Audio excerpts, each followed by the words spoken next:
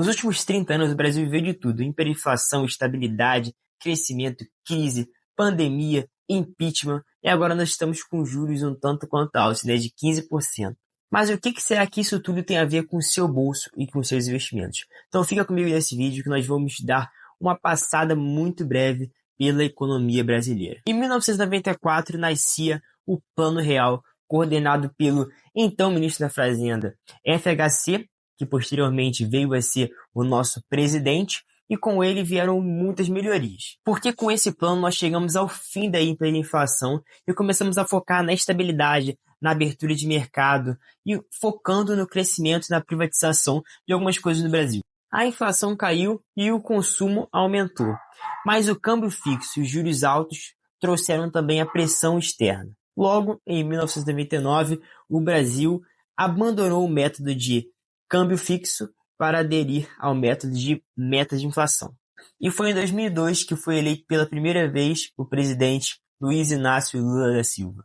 E com ele vieram algumas incertezas em relação a como seria a política monetária dele, como que ele iria gerir o Brasil de uma forma que não estragasse o que o FHC fez e que ele fizesse o que ele prometeu, que seria o crescimento social. E de certa forma nós vimos governos um tanto quanto complementares, porque com o FHC nós vimos uma política monetária crescente, enquanto nós vimos avanços sociais acontecendo, mas não tanto quanto aconteceram no governo Lula 1, certo? Porque ele teve uma política monetária estável, acompanhando o que foi feito com o FHC, mas ele focou bastante no desenvolvimento social. E foi no período de 2003 até 2008 que o Brasil teve uma grande crescente em commodities. Grandes empresas que trabalhavam com petróleo, soja, eles conseguiram crescer bastante nessa época. Mas foi em 2008 mesmo que houve um grande problema, que era uma crise em que aconteceu nos Estados Unidos, a famosa crise subprime.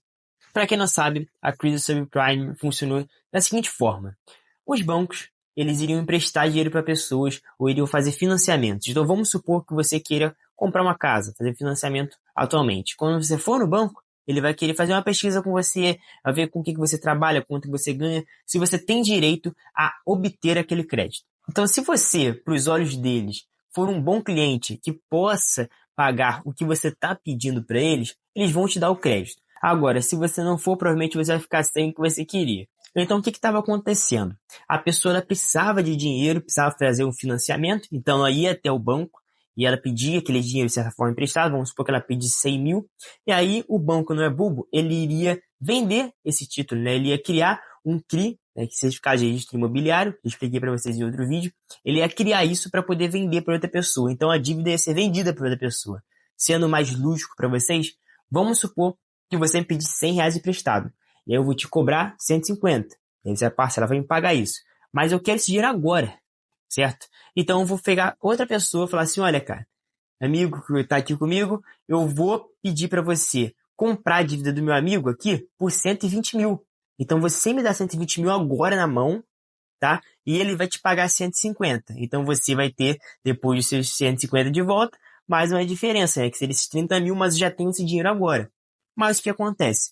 Naquela época, como muitas pessoas conseguiram esse crédito muito facilmente, algumas, com essa crise do subprime, elas não conseguiam quitar suas dívidas. Então foi um efeito manada, né? A pessoa não pagou o banco, e aí o banco falou assim: pô, mas eu já fiz um CRI, e a outra pessoa ficou sem receber, e essa crise foi se espalhando pelo mundo inteiro, porque como tinha muita gente financiando, e o Brasil sempre investiu nos Estados Unidos também, como muitos outros países viram os Estados Unidos como um país sempre crescente, botaram o dinheiro lá, compraram esses certificados e todo mundo tomou um calote generalizado. Logo de 2008 a 2010, o Brasil teve um sofrimento com essa crise, e aí nós podemos sentir como se esse momento fosse uma época perdida ali para o Brasil. Logo após, nós tivemos o governo Dilma, que trouxe, de certa forma, um desconforto ou uma desconfiança da população. Por quê, Gui? Ela queria, de certa forma, estar dentro, né? Ela queria influenciar ativamente no mercado financeiro ou até mesmo nas empresas do Brasil. Então ela queria controlar os preços, por exemplo, do combustível ou até mesmo manter a taxa Selic baixa. Para deixar um pouco mais simples de entender como que funciona esse governo, vamos supor que você tivesse uma caixa d'água e aí ela dá com uma pressão muito grande dentro dela.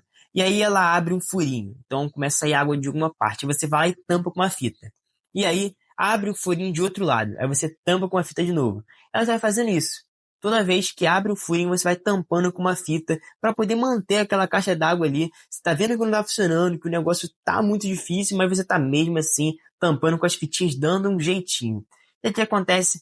A pressão é tão forte ali dentro e você tá sempre tentando tampar que a uma hora ela explode. E aí que o que acontece? As pessoas vão ver que o que você estava fazendo era basicamente tentando tampar buracos que não era para tampar. Então nós acabamos tendo uma desorganização fiscal, uma desconfiança da população e uma inflação que aumentou bastante. Então em 2014 nós tivemos uma recessão, em 2015 esse descontrole fiscal que eu falei para vocês, em 2016 a população não aguentava mais e aí rolou o impeachment da atual presidente, né?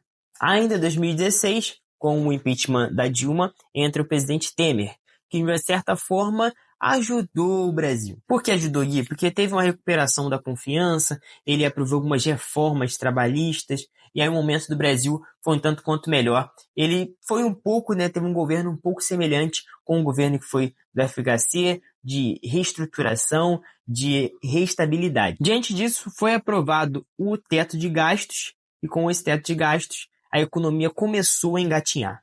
E aí que vem o governo em que teve a pandemia, né, o governo Bolsonaro, em que foi muito influenciado pelo ministro da Fazenda, o Paulo Guedes, que queria um governo mais liberal, né, uma política monetária mais liberal. Mas no meio do caminho havia uma pandemia, onde o governo precisou liberar mais auxílios, aumentar os gastos, e a consequência disso tudo foi a dívida explodindo novamente. Após isso veio o nosso atual presidente, o Lula, novamente, né, para falar que iria trazer um crescimento econômico junto com a inclusão, né? Então, isso, de certa forma, acabou gerando uma desconfiança da economia em geral e acabou que, na verdade, os juros se mantiveram altos ainda até o momento. A Selic chega a 15% para tentar conter a inflação, o crescimento econômico continua seguindo fraco, e existe um crescimento econômico, isso é fato, existe, porém ele continua fraco em relação a outros países emergentes, e a discussão volta a ser a seguinte: